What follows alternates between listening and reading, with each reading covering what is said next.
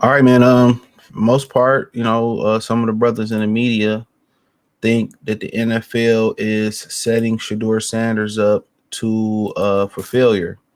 All right. So we'll start off with the great Stephen A. Naismith, and Brad is gonna be like, "Oh, they're lying. Nobody's setting Shedeur up. They're gonna do the Anton Daniel. There's no such thing as systematic oppression. You color folks is wrong. You color folks are just making this up." But so Stephen A, he hit it up. Look how he looking like, man. They might fire me for this. My master might get rid of me for saying this. But I'm going to answer this question by saying Shedeur Sanders. And I'm going to tell you why. I think he's being set up to fail. That's right, I'm going to say it.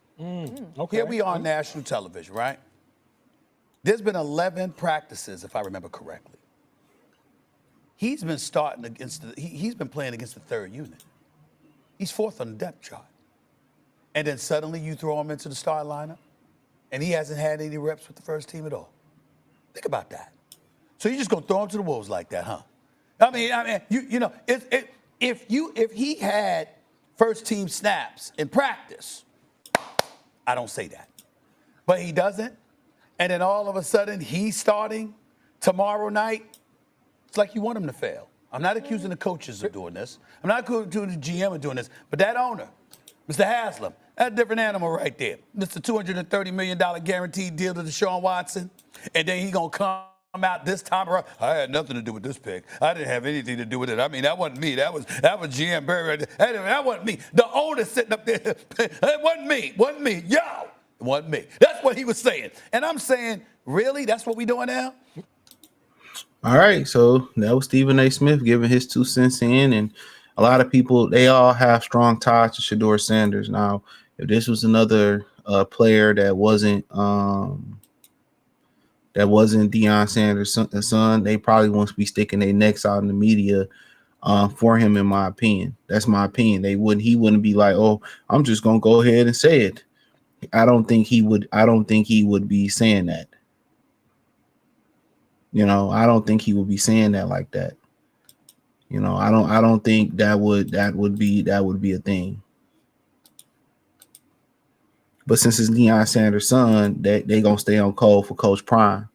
But if this was just a regular Joe Smo, they might like touch on it here and there or whatever. But in my opinion, I don't think that I don't think that they would be putting their necks out like that for him. But at the end of the day, everybody's entitled to their opinion about how they're moving with Deion's son. Everybody's entitled to their opinion. But we're gonna play the next clip. Hold on, we're gonna play the next clip.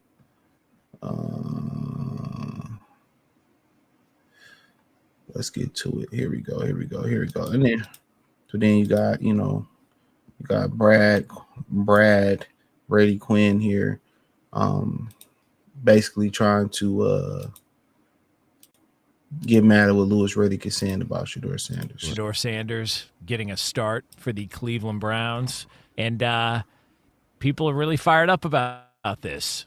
Somebody that's concerned about the whole situation is one Louis Riddick of ESPN. I'm afraid he's going to get on the field in preseason games without a lot of practice reps, and then they're going to ask him to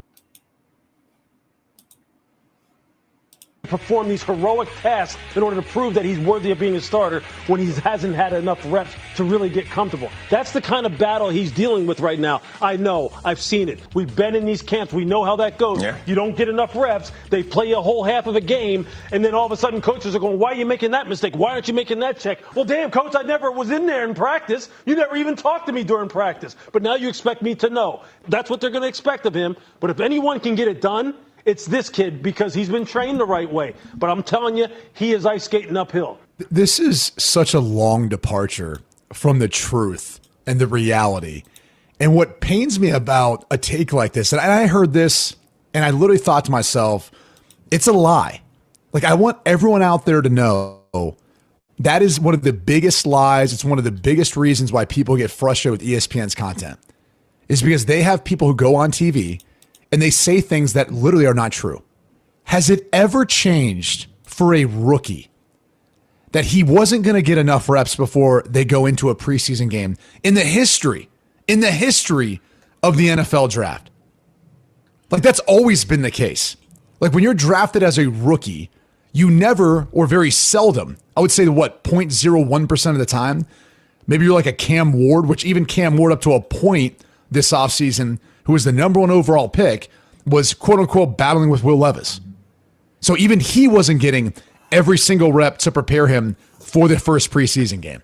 But every single player isn't getting every single rep to prepare them for every single scenario. And by the way, that's okay. Like, the scenario he's playing out is such a long departure from the truth for every single rookie, not just Shedeur Sanders, which is what I hate about him actually saying this on TV and anyone giving it any credibility. The second thing is, Pickett's been out with a hamstring injury. Gabriel's been out with a hamstring injury. Flacco's been mixing in with the reps too. They've all kind of shared reps. So in reality, of all of the quarterback situations, just because there's a lot of bodies there, it actually doesn't mean at all that Shedeur Sanders hasn't got a fair amount of reps in all sorts of different types of situations. The next thing I'd step to is, it's preseason. There you go. Everyone understands that there's going to be mistakes made. Everyone understands there's going to be a learning curve. There's going to be adjustment to the speed of the game. And there's a lot that comes along with that. No one comes back from a preseason game completely chewing guys out. They're trying to teach. They're trying to get them to learn. They're trying to see improvement from game 1 to game 2 to game 3. When they then will have to make a decision. It used to be until game 4, when a lot of those rookies, young guys, got to play a half of football. You know, they got to play the 2-minute drive going into halftime. They got to do the coming out series in the third quarter where you make adjustments, you script off some starters to go with and try to build momentum like that. So, like, I sit here and I listen to this and I go, I get people's frustration with ESPN's content because it feels like they're just throwing stuff at the wall to say stuff to try to get a reaction. Shedeur. And he basically said Louis Riddick was being disingenuous. He was being disingenuous because some people can tell half truths but not tell and leave the real points out. It's reported that Shedeur Sanders was getting limited reps in general. He wasn't getting any reps. He basically said that when he got up there and he talked about his dad not coming to camp. He said that when his dad was not coming to camp, that he didn't want his dad to come to camp because he really wasn't getting no reps. That's been the rumor. I'm not in camp, so I can't say what the rumors are they not true. But he was the one. People are reporting that he is not getting the reps that he should be getting. Gotta understand, camp been going on for 2 weeks. They're saying that he only getting to run with the threes, or he getting limited reps, or the reps are not, he's not getting enough reps. They're saying that. So how's Louis Riddick lying when they're saying that he really ain't getting the reps that he need to get?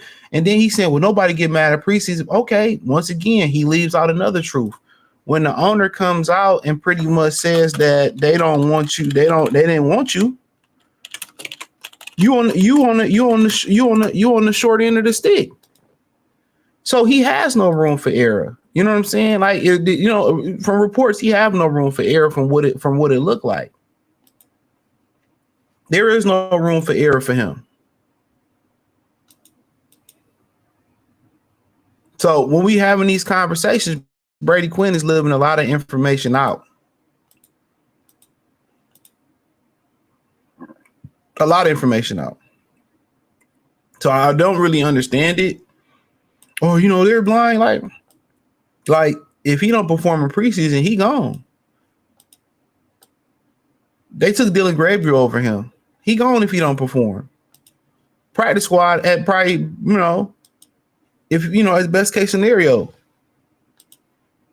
So we all see the play, but you got to understand, entitled Brad don't see the play. They don't see any wrongdoing in what's going on.